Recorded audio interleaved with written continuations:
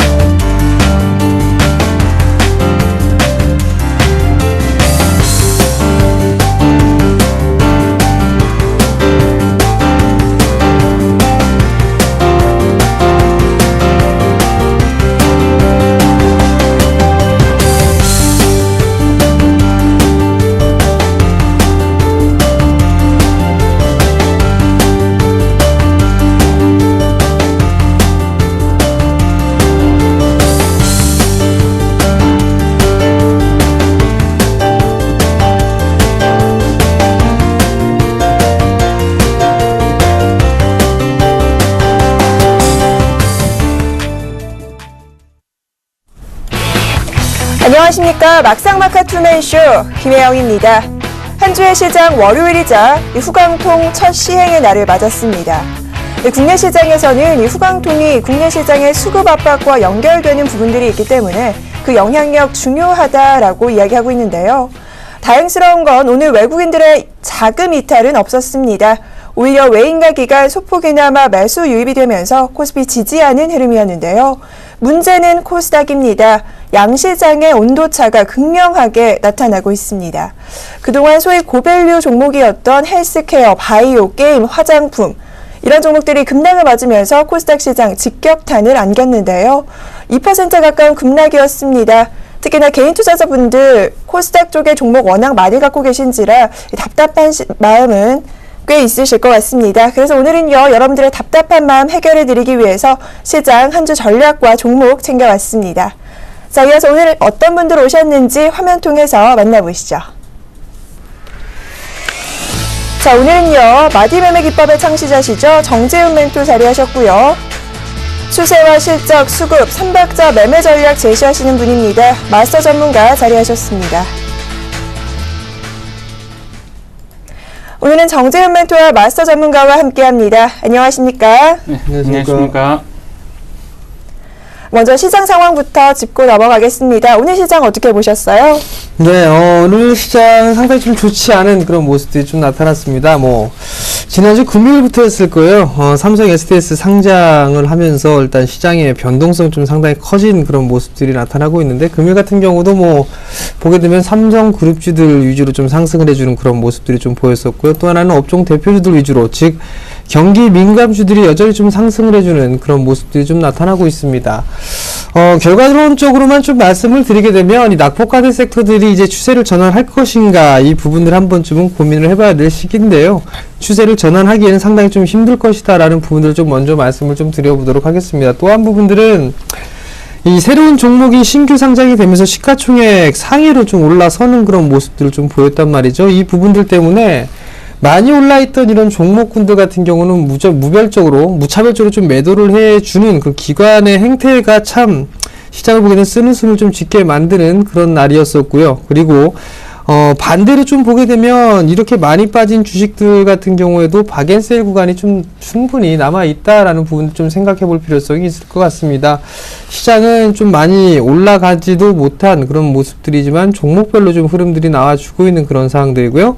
거래소 시장 같은 경우는 뭐 다시 한번 바닥을 좀 확인해 주는 그런 모습들을 좀 보일 것이기 때문에 일단은 양호한 지수의 흐름들을 좀 예상을 해볼 수가 있을 것 같고요. 반대로 코스닥 시장 같은 경우는 수급의 악화가 좀 지속적으로 좀 안 좋은 그런 모습들입니다. 기관 같은 경우 16거래일 연속적으로 좀 순매도 행진을 이어가고 있는 그런 모습들을 좀 보여주고 있고요. 내일 자리대가 상당히 좀 중요하지 않을까 싶습니다. 근데 삼성그룹주들이 지속적으로 좀 상승을 해주는 그런 모습들이 나오게 된다면 수급에 대한 악화는 지속적으로 좀 나타날 수밖에 없을 겁니다. 그렇기 때문에 매수를 한다라고 하더라도 지금 상황에서는 좀 폭넓은 분할 매수 포인트를 좀 잡아보시는 전략이 좀 좋을 것 같다라는 점을 좀 말씀을 드려보도록 하겠고요. 지금 현재 주가가 많이 밀려 있더라도 4분기에 대한 펀더멘털에 대한 훼손이 없는 그런 기업들 같은 경우는 분명히 회복은 좀 빠를 수가 있기 때문에 좀 유연하게 시장을 좀 바라본다라면 시장은 다시 한번 우상향을 하는 그런 모습들을 좀 보일 것이다 라고 좀 말씀을 드리도록 하겠고요. 상당히 좀 힘든데 조금 더 힘들 내시고 좀 여유있게 좀 보시길 바랍니다.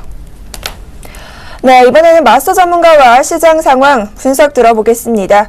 코스피는 그나마 선전하는 모습이었는데요. 코스닥이 너무 많이 밀렸습니다. 급락이라는 단어가 나오고 있는데요. 오늘 시장 어떻게 보셨어요? 코스피 같은 경우에는 그래도 좀 외국인들이 매도 포지션을 좀 다시 순환매하면서 좀 낙폭을 좀 줄이고 오히려 지금 바닥을 다지는 그런 모습인데, 코스닥 같은 경우에는 정말 오늘 진짜 들고 계셨던 분들은 많이 당황하셨을 거라 생각이 됩니다. 지금 특히 기관 투자자들이 문제입니다. 이 기관 투자자들의 그 수급을 보면은 현재 지금 좀 전에 정재원 멘토님께서 말씀해 주셨는데 16일 거래일째 지금 매도를 하고 있거든요. 그러니까 코스닥에 있는 종목들에다 돈을 빼가지고 살 게 없으니까 지금 삼성 SDS 상장을 하면서 미리 선취매하는 그런 모습을 보이고 있거든요. 그러면서 지금 코스닥 투자를 하셨던 분들은 굉장히 좀 피를 보고 있는 그런 모습입니다. 그전에도 여러 번 좀 말씀을 드렸는데, 되도록이면은 코스피, 특히 초보 투자자분 같은 경우에는 코스닥보다는 코스피를 많이 좀 투자를 하시라고 좀 말씀을 드렸습니다. 그 이유는 뭐냐면은, 거듭 한번 좀 말씀드리면은, 코스닥 같은 경우에는 한번 차트를 한번 보세요. 차트를 한번 보면은, 우리가 흔히 말하는 20일 지지선, 60일 지지선, 이런 게 되게 무의미합니다. 왜 무의미하냐면은, 코스닥 같은 경우에는, 시가총액제가 아니라 액면가 총액제이기 때문에 500이다, 400이다, 450이다 이런 숫자들이 아무런 의미가 없습니다. 하지만 코스피 같은 경우에는 시가총액제이기 때문에 PBR이라든가 혹은 퍼라는 밸류에이션이 나오기 때문에 초보 투자자분들은 코스피 종목으로 좀 많이 하라고 좀 말씀을 드렸는데, 그게 벌써 제가 이 방송 출연하기 2달 전인데, 2달 전서부터 그런 말씀을 좀 드렸는데, 지금 그 외에 코스닥이 큰 폭으로 좀 하락하는 모습을 보이고 있습니다. 지금 오늘 이만큼 많이 빠졌으니까, 코스닥 같은 경우에는 오늘 이만큼 많이 빠졌으니까 더 이상 빠질 자리가 아니겠지라고 지금 들어갈 자리는 아닌 것 같습니다. 조금 더 바닥을 다지는 모습이 나와야 될 것 같고요. 특히 기관들이, 지금 하락의 주범은 기관들입니다. 기관들이 투매를 멈추고 다시 이제 순매수로 들어오는 그런 시점을 좀 기다려야 되지 않을까, 그런 생각이 듭니다.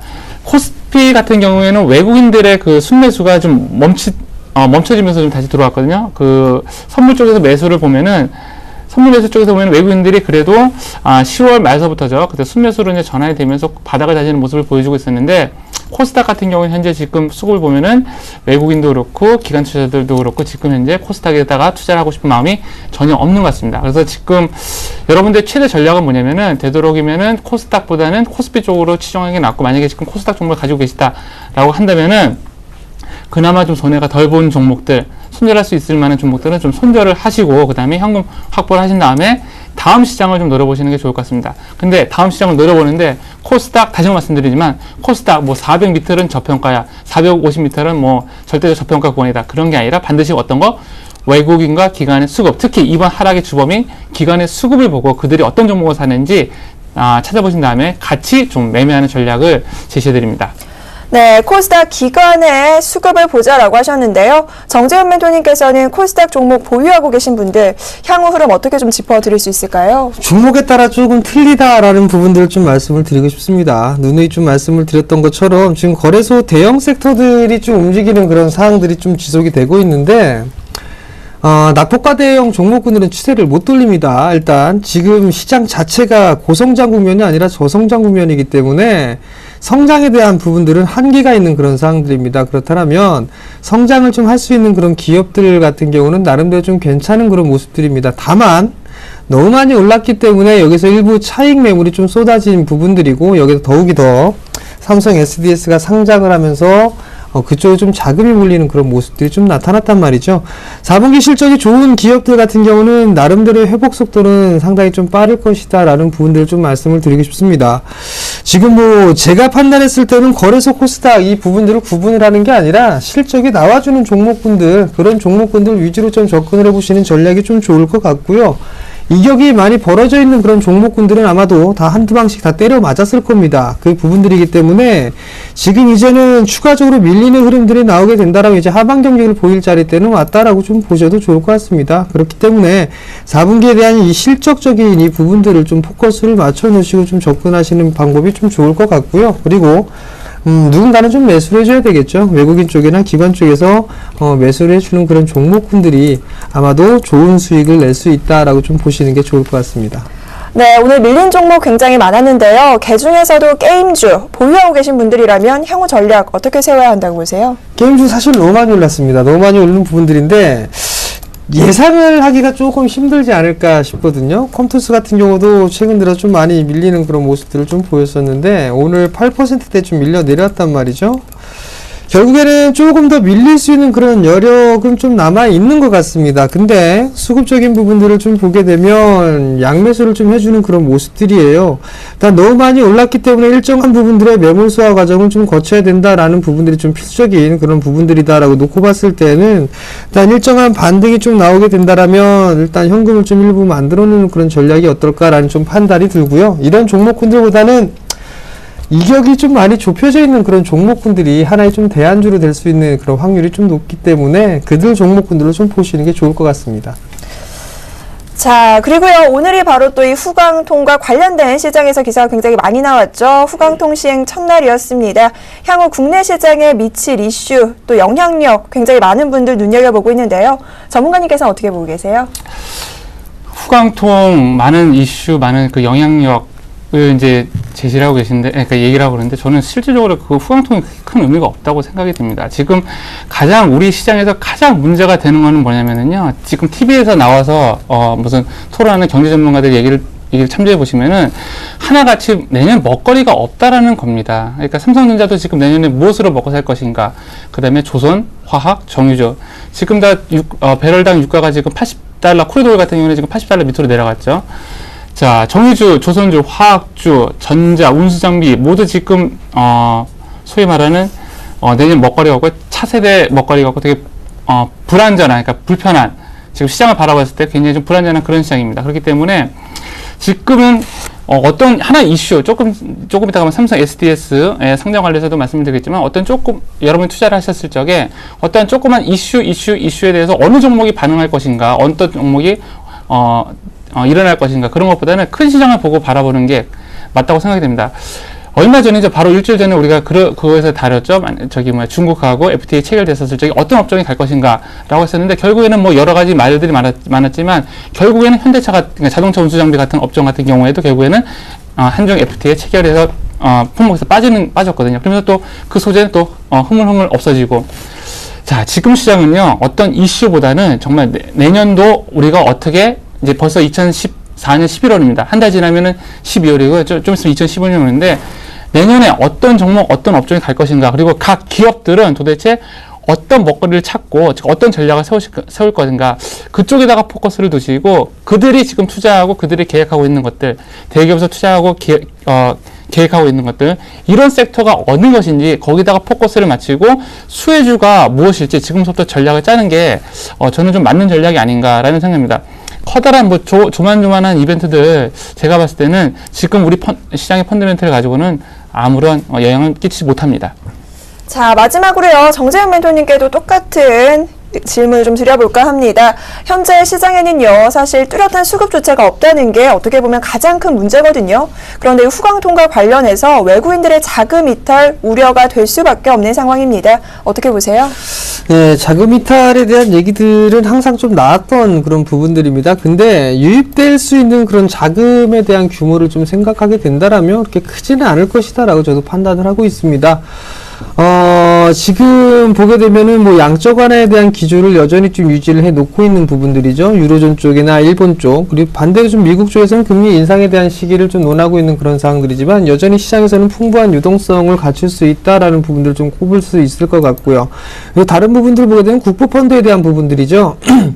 국부펀드에 대한 부분들 어마어마한 좀 자금력을 좀 가지고 있습니다. 그렇기 때문에 어느 정도 이 중국 시장 쪽에 유입이 된다 하더라도 이 부분들은 다시 한번 이 우리나라 시장 쪽으로 좀 유입이 될 수 있는 그런 모습들이 좀 전개가 되지 않을까라고 좀 보고 있습니다. 결국에는 뭐 후광통이 뭐 시작이 됐다라고 해서 우리나라 자금이 우르르 다 빠져나가고 이런 모습들보다는 그냥 시장에 좀 맡기는 그런 모습들이 좀 진행이 될 수 있을 것으로 좀 판단을 하고 있고요. 크게 뭐 빠져나갈 것으로 보여지진 않습니다. 금일 같은 경우도 뭐 매도가 나와봤자 뭐 300억 정도밖에 매도가 나오지는 않았습니다. 오늘 만약에 뭐 외국인 쪽에 자금 이탈이 된다라고 하게 된다라면 평상시 때보다 뭐 많은 매도 물량이 좀 출회가 됐어야 되는데 그런 부분들은 없는 그런 상황들을 놓고 봤을 때는 일단 이 자금에 대한 이탈은 없을 것이다라고 좀 보셔도 좋을 것 같고요. 이 자금 이탈을 하게 된다라면 다른 변수적인 요인으로 인해서 이탈을 한다라는 쪽으로 좀 포커스를 맞춰 보셔야 될 것 같습니다. 자, 이렇게 해서 오늘 시장 상황 분석과 전략 챙겨봤습니다. 이어서 이슈토크 배틀 시작하겠습니다.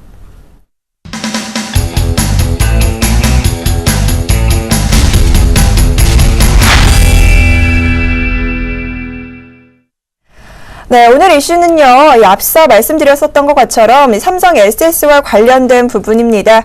금요일 상장 이후 오늘의 주가 향방이 굉장히 중요하다라는 이야기들이 나왔는데요.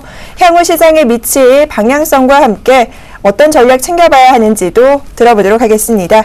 자, 먼저 오늘 삼성 SDS 흐름부터 좀 짚어볼까 합니다. 마스터 전문가님께서 도와주시죠. 잠시만요. 못 들었습니다. 네, 삼성 SDS 네. 오늘장 흐름부터 좀 체크를 해볼까 합니다. 삼성 SDS 같은 경우는 오늘장 좀 어제 올랐죠. 어제 상장하고 올랐다가 이제 오늘 좀 빠지는 그런 모습을 좀 보이고 있는데요. 신규 상장주 같은 경우에 잠깐 좀 팁을 드리면은 신규 상장주 같은 경우는 굉장히 생규 상장한 날에 종가가 굉장히 중요합니다. 어저께 이제 양봉을 맞이하고 오늘 좀 빠지는 모습인데요. 향후 삼성 SDS가 지금과 같이 만약에 좀 빠지는 계속 약세인 모습이다라고 모습이 나온다라면은 앞으로도 계속 확률적으로 계속 약세인 모습이 나오지 않을까 좀 그런 생각이 듭니다. 그리고 오늘 또 좀 이따가 자세히 좀 말씀드리겠는데 지금 오늘 외국인들 같은 경우는 대량으로 지금 매도하는 모습을 보이고 있고 기관차들은 계속 매수하는 모습을 보이고 있거든요. 19만 원이었던 그 가격 공모가에서 지금 거의 더블 미리 투자한 사람들은 거의 그냥 더블 이상의 수익을 봤다는 거죠. 자, 그렇다라고 봤었을 적에는 지금에서는 삼성 SDS를 만약에 투자를 한다고 하면 좀 기다렸다가 좀 제 생각에는 한 달 정도 좀 기다렸다가 좀 투자하시는 게 좀 좋지 않을까 그런 생각이 듭니다. 상장 효과에서 어저께 올라가고 오늘 빠졌는데요. 저한테 만약에 삼성 SDS를 만약에 사라고 한다면 올라가냐 내려가냐 두 개 중 하나를 택하라 한다면 저는 좀 하락 쪽에다가 좀 베팅을 하고요. 또 외국인들의 수익 없이 열심히 팔고 있습니다. 기관 투자자들은 사고 있는데 외국인들은 팔고 있거든요. 좀 이따 좀 자세히 좀 말씀드리겠지만 저 같은 경우에는 신규 상장하면은 신규 상장한 종가 밑에서는 잘 매수를 하지 않습니다. 자, 일단은요, 이 삼성 SDS, 우리 시장에 좀 긍정적인 모멘텀이 되어주지 않을까라고 기대했던 게 사실입니다. 정재훈 멘토께서는 어떻게 보셨어요? 네, 삼성 SDS가 상장이 됐을 때 그래도 시장은 좀 올라가지 않겠나라는 좀 판단을 했었는데요. 너무 이 삼성 SDS 좀 사랑하는 게 아닌가라는 좀 생각이 듭니다. 특히나 기관애들이 참 문제가 아닌가라는 좀 생각을 하는데요. 모든 종목군들 다 때린단 말이죠. 그리고 오로지 삼성 SDS만 매수를 해주고 있는 그런 모습들입니다. 상당히 많은 금액을 삼성 SDS에 쳐받고 있습니다. 지금 현재 자체는 38만원까지 이 흐름들이 주가가 보이고 나니 오늘 종가가 33만 8천원대에 지금 마무리가 좀 되어 있는 모습인데 6천억이 넘는 금액을 좀 매수를 해 놓고 있는 그런 상황들입니다. 그렇다면 자금이 없다라면 이 부분들에서 어느 정도 포트폴리오에 대한 조정이나 이런 부분들은 좀 나름대로 이해가 됩니다. 그렇지만 무분별하게 좀 시장을 매도를 좀 해주는 그런 모습들이, 즉 주가에 대한 왜곡을 시키는 게 아닌가라는 좀 생각이 듭니다. 특히나 연기금 같은 경우도 상당 부분 좀 매수를 해주는 그런 모습들이 나타나는데, 지금 이 이슈에 대한 부분들을 좀 말씀을 드렸을 때는 삼성 SDS가 추가적으로 상승을 할 것인가, 이 부분들이 아니라 제가 개인적으로 오늘 이슈를 좀 꼽은 부분들은 이 삼성 SDS 때문에 시장이 상당히 왜곡되는 그런 모습들이 나타난다라는 부분들을 좀 말씀을 드리고 싶어서 이런 부분들을 준비를 좀 했습니다. 일단 결론적으로만 말씀을 드리면 이 삼성 SDS 때문에 자금 쏠림이 상당히 좀 심화가 되는 그런 모습들이 나타나고 있습니다. 뿐만 아니라 삼성 그룹주들에 대한 전반적으로 상승을 해주는 그런 모습들을 보게 되면 대부분 다 기관 쪽에서 매수를 해주는 그런 모습들이 많거든요. 특히나 이 삼성 SDS에 대한 6,300억 가까이 매수가 들어왔단 말이죠. 이 거래일 사이에 삼성전자도 이렇게까지 기관들이 매수를 해주지는 않을 겁니다. 이런 부분들 때문에 자금의 쏠림이 나옴으로 인해서 변동성이 좀 확대가 될 수 있는 그런 모습들을 좀 보여지고 있는 그런 상황들이고요. 결국 이러한 변동성이 좀 나타날 수 있는 그런 부분들은 기관 쪽에서 무분별하게 좀 매도를 하기 때문에 그렇습니다. 실적이 좋은 그런 종목군들도 묻지마 매도를 하고 난 이후에 삼성 SDS를 너무나 사랑하고 있죠. 뭐 때문에 사랑하는지는 모르겠습니다. 제가 지금 개인적으로 판단했을 때는 고평가 구간이다라고 좀 개인적으로 판단을 하고 있거든요. 그럼에도 불구하고 겁나게 매수를 한다는 것 자체는 한 번쯤은 또 물려갖고 곡소리를 한번 내지 않을까라고 저는 개인적으로 좀 생각을 하고 있습니다. 결국엔 수급적인 부분들이, 일단 이슈적인 부분들이 삼성 그룹주에 쏠려 있는 그런 모습들이라면 틈새적인 종목군들도 나름대로 좀 있을 것이다 라고 좀 개인적으로 생각을 하고 있습니다. 그렇다면 환율에 대한 흐름을 한 번쯤은 체크를 해보셔야 될 것 같습니다. 최근에 이제 박근혜 대통령께서 G20 정상회의를 마치고 좀 돌아오셨단 말이에요. 그러면 환율에 대한, 엔화에 대한 부분들을 직접적으로 좀 얘기를 하시는 그런 모습들이 좀 있었습니다. 그러면서 오늘 고점에 좀 밀려 내려오는 그런 모습들이 나타났는데, 그러므로 인해서 오늘 같은 경우는 자동차 쪽 섹터가 오후장에 좀 반등이 나와주는 그런 모습들이 나타났단 말이죠. 자, 이 환율적인 이 변화 부분들을 좀 보면서 종목이나 업종을 좀 택해보는 전략이 좀 어떨까라는 좀 생각을 하고 있고요. 다른 부분들은 수급적인 부분들을 좀 찾아볼 수가 있을 것 같은데요. 외국인 쪽에서의 매수를 해주는 그런 종목군들이 나름대로 방어적인 그런 역할을 해주고 있는 그런 상황들입니다. 그렇기 때문에 외국인 쪽에서 좀 매수를 해주는 그런 종목군들이 나름대로 좀 괜찮지 않을까라고 좀 판단을 하고 있고요. 마지막 부분들을 좀 보게 된다면, 대형 섹터들, 시가총액 상위 종목군들, 이제 특히나 경기 민감주들인데 매출에 대한 성장을 하기 어렵습니다. 그렇다면 매출에 대한 성장이 나타나는 그런 기업들이 대체적으로 다 내수 섹터에 다 포진이 되어 있거든요. 단도직입적으로 말씀드리면 화장품 관련주들 코스맥스라든가 한국콜마 이런 기업들 많이 올랐습니다. 고평가되어 있다라는 그런 얘기들도 하고 있지만, 과거로 돌아보게 되면 현대중공업도 매도 리포트가 쏟아질 때가 있었습니다. 근데 그 거대한 중국 시장에 대해서 품고서 엄청나게 상승을 했던 그런 모습들이 좀 기억을 하실 겁니다.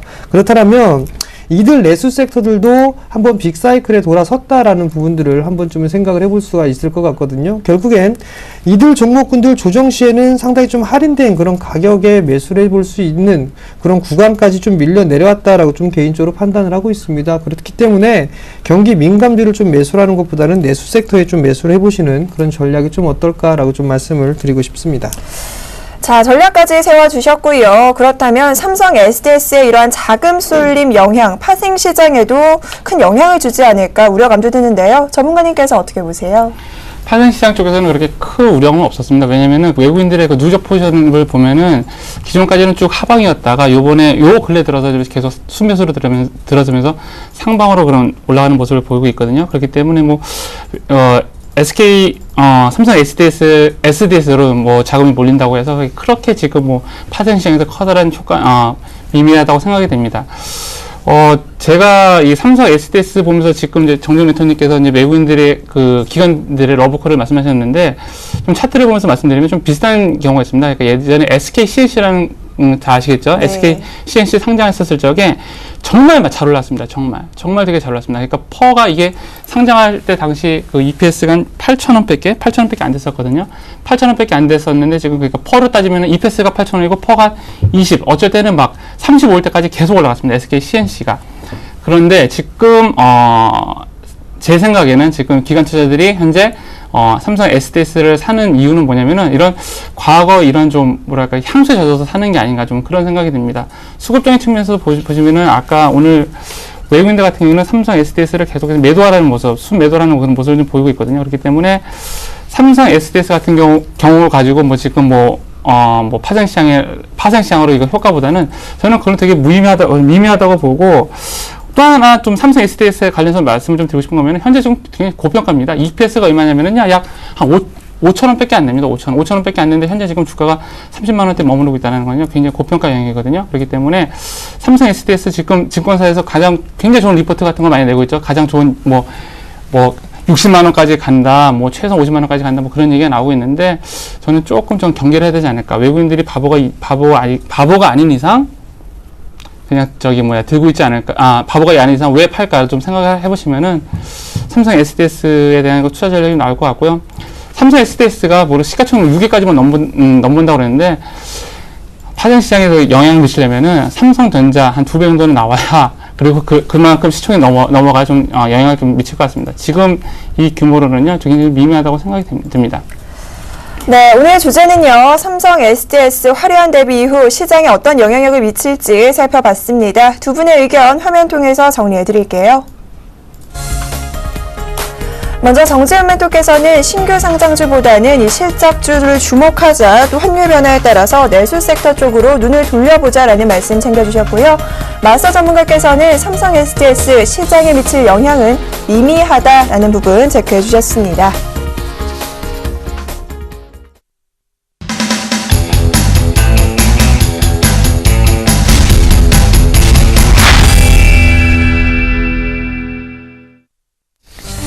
자, 이어서 오늘의 출연자 포트폴리오 수익률 확인하겠습니다. 먼저 정재훈 멘토의 포트입니다. 현재 포트에는 총 5종목 편입되어 있는데요.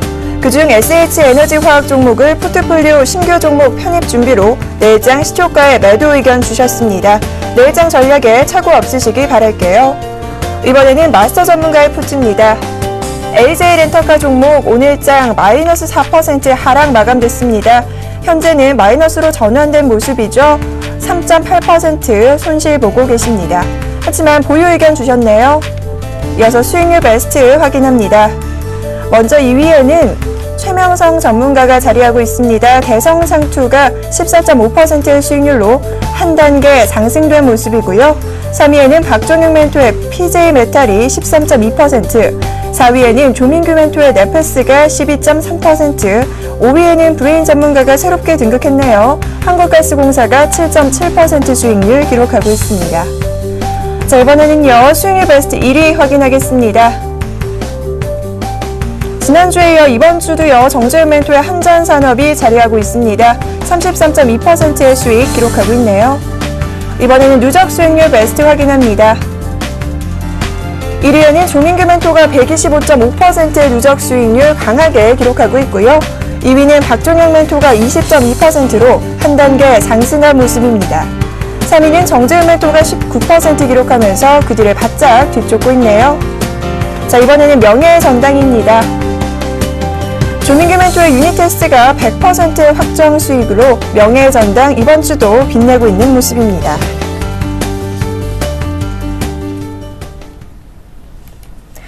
네, 먼저 저희가 수익률 확인해 봤고요. 오늘 함께 하시는 두 분과 AS 전략 살펴봐야 할 것 같습니다. 첫 번째 종목, 어떤 종목부터 저희가 좀 꼼꼼하게 짚어보도록 할까요? 네, 일단 SH에너지화학을 좀 말씀을 드려야 될 것 같습니다.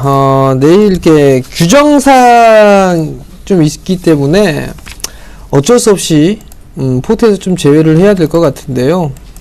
SH에너지화학 같은 경우는 나름대로 이 2분기에 대한 실적이 좀 괜찮았었고요. 그리고 3분기에 대한 실적도 나름대로 좀 괜찮게 나오지 않을까라는 좀 개인적으로 판단을 하고 있습니다.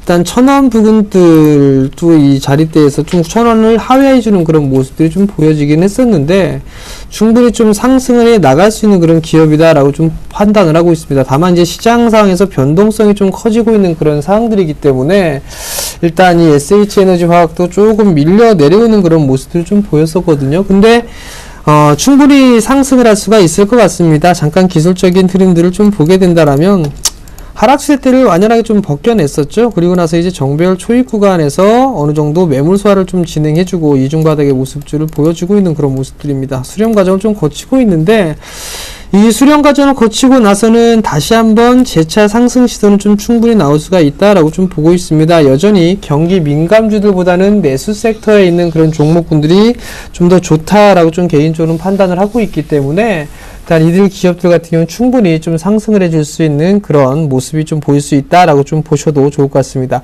기업이 나빠서 매도 포트를 좀 제외하는 그런 부분들은 아니고요. 수익률이 좀 안 좋아서 제외하는 부분들은 아니고, 일단 나름대로 이 오래된 이 포트에 좀 오래됐기 때문에 포트에 좀 제외한다라고 좀 말씀을 드리고 싶고, 수익률이 안 좋아서 제외를 하게 되면 리노스를 해야 되겠죠. 리노스가 좀 많이 빠졌습니다. 두 번째는 리노스를 좀 말씀을 좀 드리도록 하겠는데요. 리노스를 좀 보시게 되면 실적이 좀 괜찮게 나왔습니다. 저 박스 상단권역을 넘어서는 그런 모습들이 좀 나오지 않을까라고 좀 개인적으로 생각을 했었는데, 밀려 내려왔습니다. 하단권역, 상단권역에서 다시 좀 밀려 내려오는 그런 모습들이 좀 나타났었는데, 실적 발표가 있었죠. 110% 증가했습니다. 110% 증가를 했었고, 나름대로 이 사업에 대한 포트폴리오가 잘 짜여져 있는 그런 기업이기 때문에 충분히 좀 수혜를 받을 수가 있는 그런 기업이다라고 좀 판단을 하고 있고요. 그리고 이 중국인 관광객들, 일단 이 가방, 백 사업을 좀 하고 있죠. 거기에 대해서 나름대로 상당히 좀 호응이 좋다라고 합니다. 중국인 관광객뿐만 아니라 일본인 관광객들도 상당히 좀 호응을 얻고 있는 그런 상황들이기 때문에 조금 더 추가적인 상승은 좀 나오지 않을까라고 좀 생각을 하고 있습니다. 다만 이제 보시게 되면 박스 상단권역을 넘어서는 그런 모습들이 나타나지가 않았기 때문에 다시 이제 박스권역으로 회귀를 하고 있는 그런 상황입니다. 내일 자리대가 조금 중요하지 않을까라고 좀 보여지는데요. 만약에 내일도 한 번 더 밀리는 그런 흐름들이 나오게 되면 다시 한번 박스권 하단권역까지 좀 체크를 해야 되지 않을까라고 좀 판단이 됩니다. 일단 단기적으로 좀 좋은 수익을 낼 수 있지 않을까라고 좀 생각을 했는데, 반대적으로 이 밀려 내려오는 그런 모습들이 좀 보여졌기 때문에 일단 이 종목은 조금 더 보유를 해보시는 전략이 좀 좋을 것 같고요. 일단 충분히 상승을 할 수 있는 그런 성장성이 있다라고 좀 보셔도 좋을 것 같으니까요. 좀 더 보유를 한번 해보자라는 좀 말씀을 드려보도록 하겠습니다. 한 종목 더 봐야 되겠죠? 최근에 변동성이 상당히 큰 기업입니다. 바이닉스인데요. 11월 12일 날 급등이 나오고 난 이후에 4거래일 연속적으로 좀 밀렸습니다. 일단 얘기가 나왔던 부분들이 하나케미칼, 바이오시밀러 얘기가 나오면서 바이넥스가 좀 상승을 해주는 그런 모습들이 나타났었는데, 이 기업은 단기적으로 볼 부분들은 아니다라는 부분들을 좀 지난주에 말씀을 드렸을 겁니다. 내년 2월 정도가 되게 되면 충분히 5자리 주가에 있지 않을까라는 부분들을 좀 말씀을 드렸는데요. 여전히 유효합니다. 실적이 좀 좋을 수가 있을 것 같고요. 바이오시밀러에 대한 위탁 생산이라든가 이런 부분들은 충분히 경쟁력을 좀 갖추고 있는 그런 기업이다라는 생각을 좀 여전히 하고 있는 그런 상황들입니다. 상당히 크게 등락이 나왔음에도 불구하고 여전히 5%대 수익률을 좀 많이 까먹었는데요. 일단 제외를 하지 않는 그 이유는 추가적으로 상승을 할 수가 있기 때문에 일단 이 종목을 좀 더 보유를 하도록 하겠고요. 과거 이 시즌 1하고는 다르게 아마 포트폴리오에 대한 변경을 그렇게 많이 하지는 않을 겁니다. 일단 그 이유는 첫 시간에도 말씀을 드렸던 것처럼 올해는 빨리 빠져나가는 게 아니라 가늘고 길게 중간적인 위치에서만 있겠습니다 라는 부분들을 좀 말씀을 드렸을 겁니다. 그 부분들 때문에 포트폴리오가 빠르게 교체를 하거나 그런 부분들은 아마도 없을 거고요. 그리고 가급적이면 끝까지 좀 AS를 해드리는 그런 전략을 좀 취하고 있는 그런 상황들이기 때문에 그 부분들을 참고를 하시면 좋을 것 같습니다.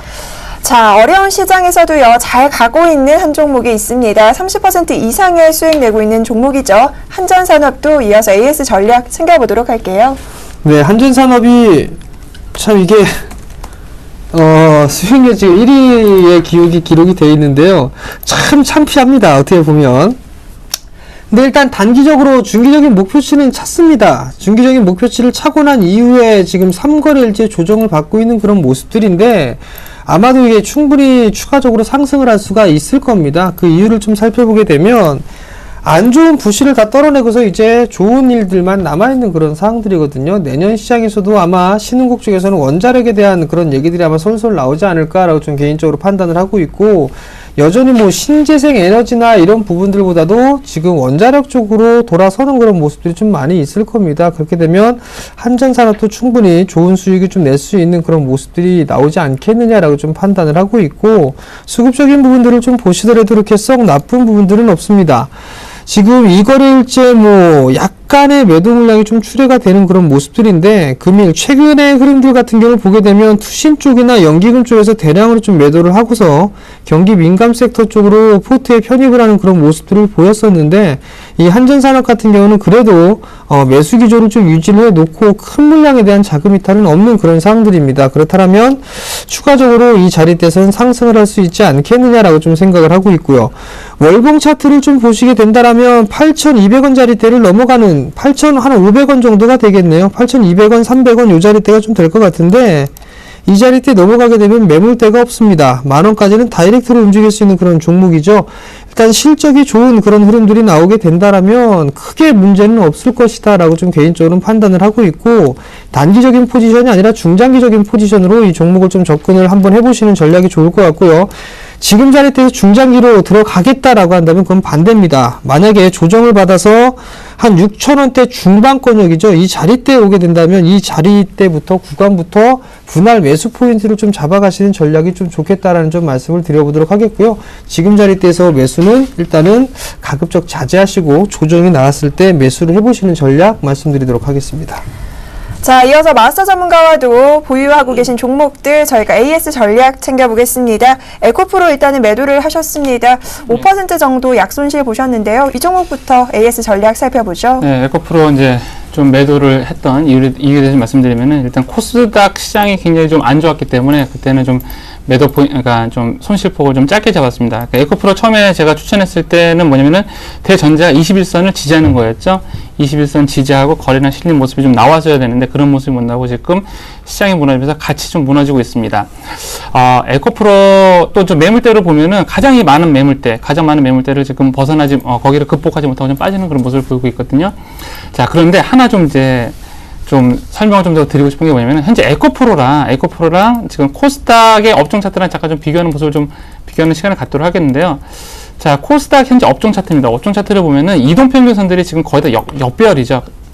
21선, 특히 21선이 지금 61선, 그 다음에 121선, 그리고 241선을 향해서 내려오고 있는 모습을 보이고 있습니다. 자, 코스닥 시장이 이제 이렇고요. 이제 코스닥 차트, 다시 한번 에코프로 차트를 좀 보면은요. 에코프로 차트를 보면 현재 지금 거의 정배열이죠, 정배열. 21선, 121선, 그 다음에 241선. 이게 거의 정배열인 모습입니다.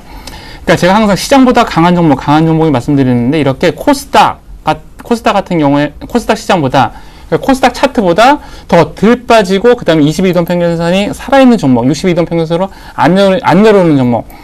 추후에 시장이 반등할 때 이런 모습이 굉장히 강하게 갑니다. 흔히 그런 경험을 많이 하셨을 거예요. 저거 살려고 했었는데 잘 올라가네. 저거 덜 빠진 것 같아서 안 샀는데 많이 올라가네.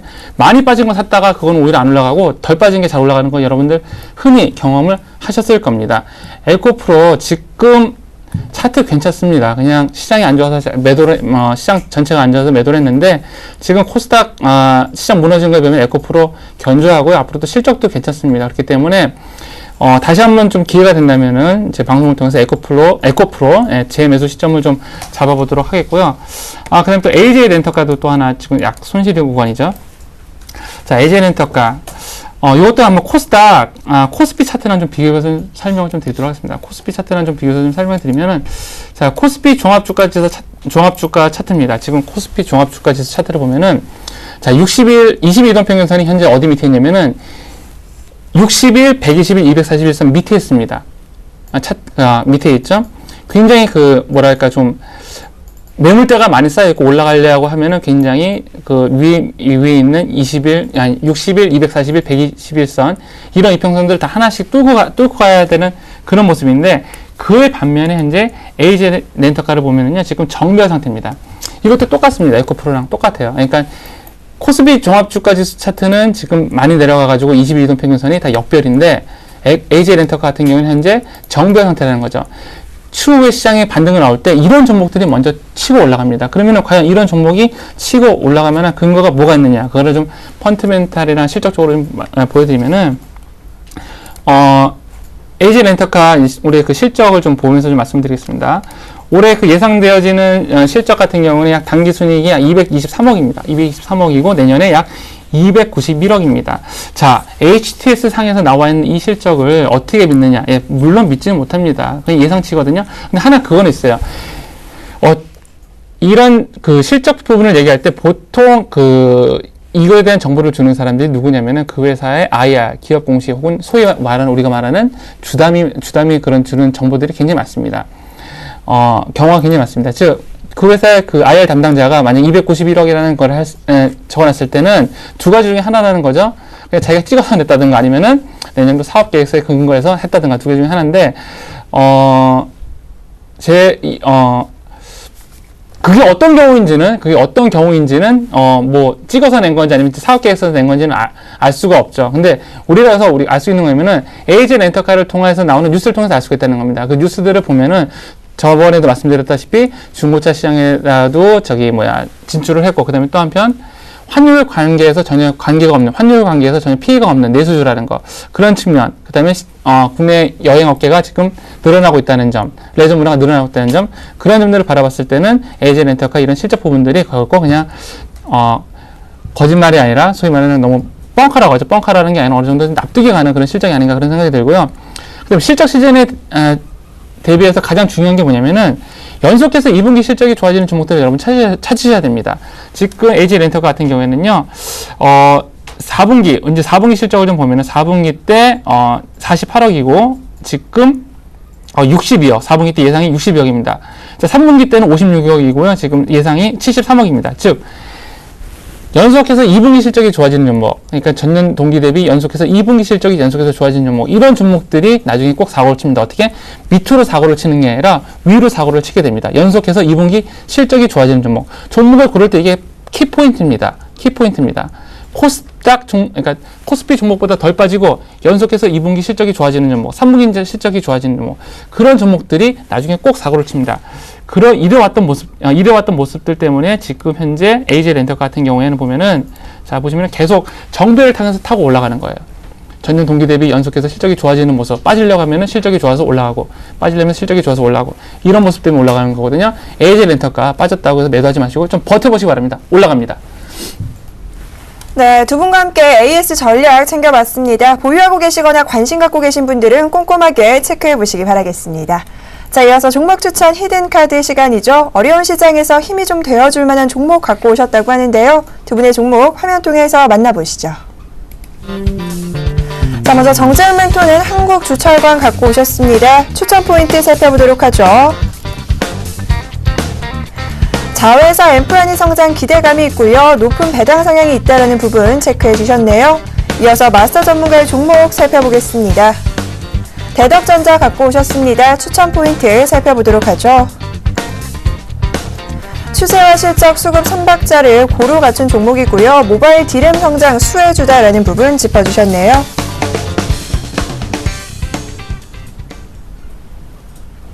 자, 두 분의 히든카드 종목 화면 통해서 만나봤습니다. 저희가 추천 포인트도 꼼꼼하게 짚어보도록 하고요. 매매 전략까지 세워드리겠습니다. 정재훈 멘토님 먼저 종목 설명해 주시죠.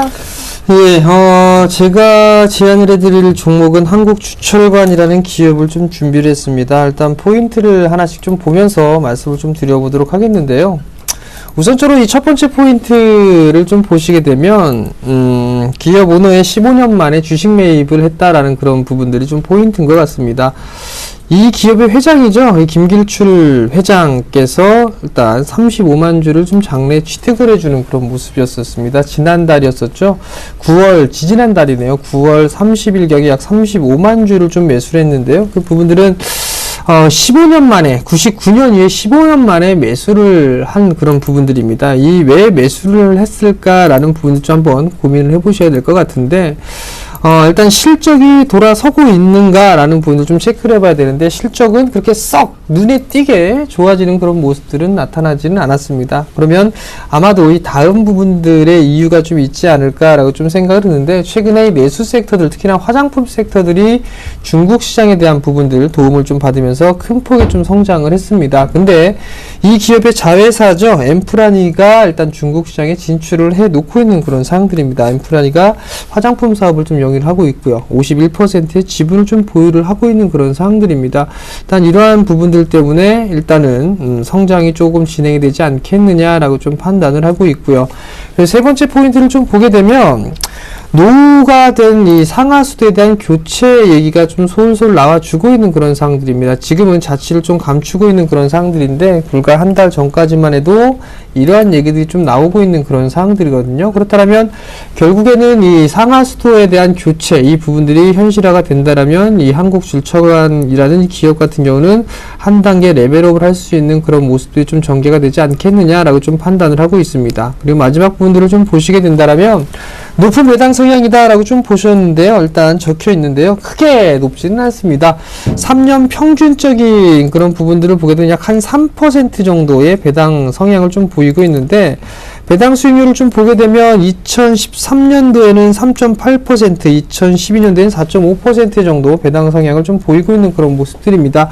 일단 올해도 배당은 좀 진행하지 않을까라고 좀 개인적으로 판단을 하고 있고요. 그렇게 된다면 약 한 3% 정도는 좀 나오지 않을까라고 좀 개인적으로 보고 있고, 뿐만 아니라 지금 이 기업 같은 경우는 좀 주가가 많이 빠져 있는 상황입니다. 철강 섹터가 대체적으로 PBR이 좀 낮아져 있는 그런 상황들인데 상당히 좀 더 큰 폭으로 좀 밀려 내려오는 그런 모습이었기 때문에 충분히 좀 관심 있게 가져볼 그런 기업이 아닌가라고 좀 판단이 됩니다. 결국은 내수 섹터에 있는 종목군들이 좀 밀려 내려오면서 한국주철관도 함께 밀려 내려오는 그런 모습들이 좀 나타났는데 어느 정도 이제 가격 조정은 마무리가 되고 난 이후에 이제 기간적인 조정이 좀 나오지 않을까라고 좀 개인적으로 보고 있습니다. 그렇기 때문에 기업을 내 일장에서는 한 번쯤은 관심 있게 좀 보셔도 되지 않을까라고 좀 판단을 하고 있습니다.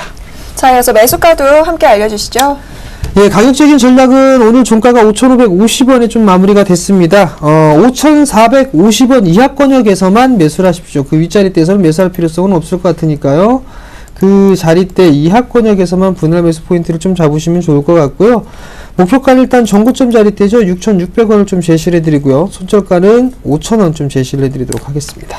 자, 이번에는 대덕전자 살펴보도록 하겠습니다. 매매 전략까지 함께 들어보도록 할게요.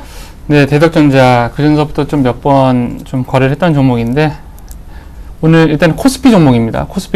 코스닥 너무 시장이 안 좋아서 종목 코스피 쪽으로 옮겼고요. 자, 이 재무제표를 좀 보시면은 부채 비율이 20%입니다. 굉장히 무차익 경영하는 굉장히 좋은 회사입니다. 빚이 없고 유보율이 1800%가 넘습니다. 굉장히 튼튼한 회사죠. 망할 리가 없는 회사입니다.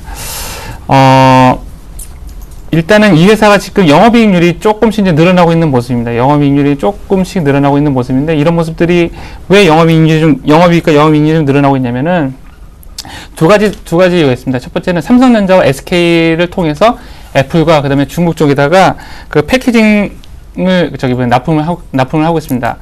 또 하나 유럽 같은 경우에 유럽이나 중국 같은 경우는 지금 우리는 벌써 이제 뭐 LTE라든가 4G를 하고 있는데 지금 유럽 같은 경우나 중국 같은 경우 이제 지금 시작하고 있거든요. 그러면서 통신 장비에 대한 투자가 이어집니다. 그러면서 대덕전자가 가지고 있는 적층 회로 기판에 투자가 또 이어지면서 또 수혜를 입을 것 같고요. 또 높은 배당 성향도 무시할 수가 없죠. 3.4%라는 거는 뭐 정말 그 굉장히 고배당의 투자 섹터, 고배당이 아닌가 좀 그런 생각이 듭니다. 수급적인 측면도 좀 무시할 수가 없습니다. 수급적인 측면도 보면 현재 지금 계속 외국인들이 꾸준하게 매집을 하고 있고 오늘 투신에서도 또 실적에 민감한 투신에서도 매집을 하는 그런 모습을 좀 매수를 하는 그런 모습을 보고 있습니다. 자, 차트를 통해서 말씀드리겠습니다. 코스피 차트랑 아까 조금 전에 방송을 통해서 코스피보다 더 센 거, 정배열인 종목을 매매하라고 말씀드렸죠. 자, 대덕전자 20, 60, 120, 241 이동평균線정배열입니다. 코스피 종목은 빠졌는데 왜 이 종목은 정배열일까? 실적이 담보가 되어 있다는 거고요. 또 한편으로는 수급도 좀 보장되어 있다는 종목이거든요. 그렇기 때문에 대덕전자 지금 어려운 시장에서 굉장히 살만한 종목이라고 생각이 되어지고요. 매매 전략까지 말씀드리면 9,300원대 매수하시는 게 좋을 것 같습니다. 오늘 매수하시는 게 좋을 것 같고, 오늘 종가 부분 매수하시는 게 좋을 것 같고, 손절가는 항상 60일 눌림목이면 60일 이동평균선이 손절가가 됩니다. 손절가는 약 8,800원이 되고요. 목표가는 11,000원까지 홀딩하시는 전략을 제시해드립니다. 자, 이렇게 해서 두 분의 종목 확인해 봤습니다. 화면 통해서 다시 한번 정리해 드리겠습니다. 자, 먼저 정재훈 멘토는요, 한국주철관 갖고 오셨습니다. 기업 오너가 15년 만에 주식을 매입했다라는 부분 추천 포인트 될 수 있겠고요. 매매 전략 살펴보도록 하죠. 매수가가 5,450원, 목표가가 6,600원, 손절가는 5,000원 제시하셨습니다. 자, 이어서 마스터 전문가 종목입니다. 대덕전자 갖고 오셨죠? 추천 포인트는요, 무차입 경영 진행 있고요. 또 이 모바일 디램 성장 수혜주다라는 부분 꼽아주셨네요. 매매 전략 살펴보겠습니다. 매수가가 9,300원, 목표가는 11,000원, 손절가는 8,800원입니다. 오늘 저희가 준비한 소식 여기까지입니다. 정재훈 멘토와 마스터 전문가님 여기서 보내드리도록 할게요. 오늘 말씀 고맙습니다. 월요일 시장부터 녹록치가 않았습니다. 버티신다고 수고하셨고요. 저희는 내일 이 시간 새로운 전략과 종목으로 인사드리겠습니다. 편안한 밤 보내시기 바랄게요. 수고하셨습니다.